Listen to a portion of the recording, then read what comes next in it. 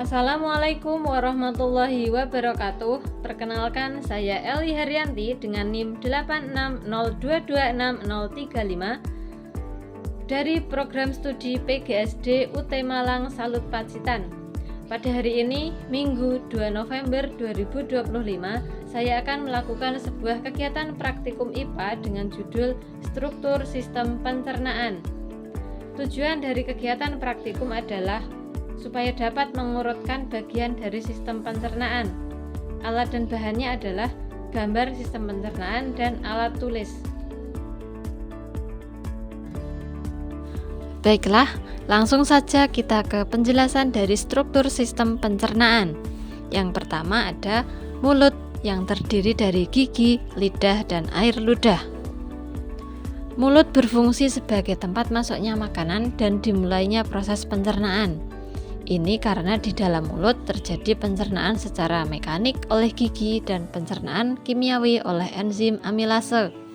Gigi berfungsi untuk menghancurkan makanan menjadi ukuran yang lebih kecil sehingga memudahkan enzim amilase untuk bekerja. Enzim amilase lalu akan menguraikan kandungan pati atau amilum dalam makanan menjadi gula sederhana yang dapat diserap oleh tubuh. Nah, enzim amilase diproduksi oleh kelenjar ludah.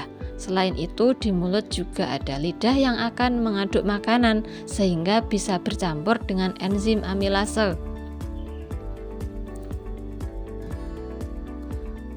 Selanjutnya, ada tenggorokan dan kerongkongan. Tenggorokan atau faring merupakan saluran pencernaan yang menghubungkan rongga mulut ke kerongkongan atau esofagus. Makanan yang ditelan dari mulut kemudian masuk melalui tenggorokan dan diteruskan ke kerongkongan. Nah, pada dinding kerongkongan terjadi gerakan yang bernama gerakan peristaltik. Gerakan peristaltik yaitu gerakan meremas-remas yang mendorong makanan menuju lambung. Selanjutnya, lambung. Sistem pencernaan pada manusia selanjutnya adalah lambung. Di lambung terjadi pencernaan mekanik dan pencernaan kimiawi. Pencernaan mekanik di lambung terjadi saat makanan dihaluskan kembali oleh otot-otot lambung. Sementara itu, makanan akan mengalami pencernaan kimiawi karena dicerna oleh enzim dalam getah lambung. Getah lambung atau enzim ini dihasilkan dari sel kelenjar dinding lambung. Nah, enzim atau getah lambung ini terdiri dari pepsin, renin, dan asam klorida atau HCI. Pepsin adalah enzim yang berfungsi memecah protein menjadi asam amino. Renin, enzim yang fungsinya mengubah protein menjadi kasein. Sedangkan asam klorida atau HCI adalah asam yang berfungsi untuk membunuh kuman dan bakteri pada makanan dan mengaktifkan pepsinogen menjadi pepsin. Jadi secara keseluruhan fungsi lambung ada 3, yaitu mencerna protein, menyimpan makanan selama 2-5 jam, dan mematikan mikroorganisme berbahaya yang ada di lambung karena ada asam lambung tersebut. Setelah melalui pencernaan di lambung, makanan akan perlahan-lahan didorong masuk ke dalam usus halus. Struktur sistem pencernaan yang keempat adalah pankreas, hati, dan empedu. Hati adalah organ pelengkap dalam sistem pencernaan makanan karena akan membentuk cairan empedu yang diperlukan dalam proses pencernaan lemak. Cairan empedu ini berwarna kuning kehijauan yang mengandung garam, kolesterol, dan letisin. Cairan empedu tersebut lalu akan ditampung di kantong empedu sebelum digunakan di usus halus. Jadi, kantong empedu fungsinya menyalurkan empedu ke usus halus. Kalau hati berfungsi untuk menghasilkan empedu. Nah, kalau pankreas berfungsi untuk memproduksi enzim pencernaan untuk mencerna karbohidrat, protein, dan lemak di usus halus. Selain itu, pankreas juga akan menghasilkan senyawa bikarbonat yang akan menetralkan makanan dari lambung yang sifatnya asam sehingga tidak melukai dinding usus halus. Selanjutnya adalah usus halus. Usus halus merupakan organ pencernaan yang terletak di antara lambung dan usus besar. Usus halus bisa dibedakan menjadi 3 bagian, yaitu dedunum, jejunum, dan ileum. Dedunum atau usus 12 jari berfungsi sebagai tempat pencernaan makanan secara kimiawi.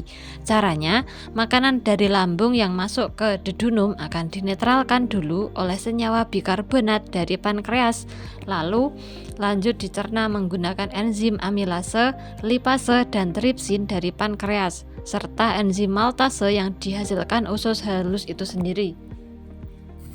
Sedangkan jejunum atau usus kosong dan ilium, usus penyerapan, sama-sama berfungsi sebagai tempat penyerapan sari makanan atau zat gizi sederhana.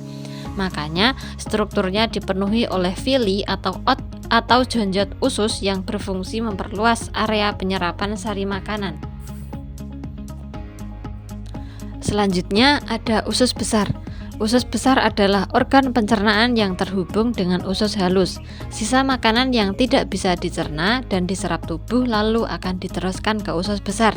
Ini karena usus besar berfungsi untuk membusukkan sisa makanan tadi dan mengubahnya menjadi feses dengan dibantu oleh bakteri Escherichia coli atau E. coli. Nah, di usus besar terdapat beberapa bagian, yaitu kolon dan rektum. Kolon sebagai tempat pemadatan feses atau penyerapan kembali air dari zat sisa makanan tersebut. Sedangkan rektum sebagai tempat menyimpan feses sementara waktu. Yang terakhir ada rektum dan anus. Sebelum feses dikeluarkan dari tubuh melalui anus, feses akan disimpan terlebih dahulu di dalam rektum. Di rektum ini, sensor akan mengirimkan sinyal ke otak untuk memutuskan apakah feses perlu dikeluarkan atau tidak. Jika feses perlu dikeluarkan, anus akan berfungsi sebagai tempat untuk membuang feses atau zat sisa makanan tersebut. Kemudian, otot anus berfungsi menahan dan menjaga feses agar tidak keluar dari rektum sebelum saatnya. Nah, baiklah. Pada kegiatan praktikum kali ini dapat kita simpulkan bahwa urutan sistem pencernaan terdiri dari yang pertama yaitu mulut yang terdiri dari gigi, lidah, dan air ludah. Yang kedua ada tenggorokan atau kerongkongan. Yang ketiga ada lambung. Yang keempat pankreas, hati, dan empedu. Yang kelima usus halus. Yang keenam usus besar. Dan yang terakhir adalah rektum dan anus. Baiklah. Mungkin cukup sekian praktikum IPA dengan judul struktur sistem pencernaan dari saya. Mohon maaf apabila ada kekurangan. Terima kasih. Wassalamualaikum warahmatullahi wabarakatuh.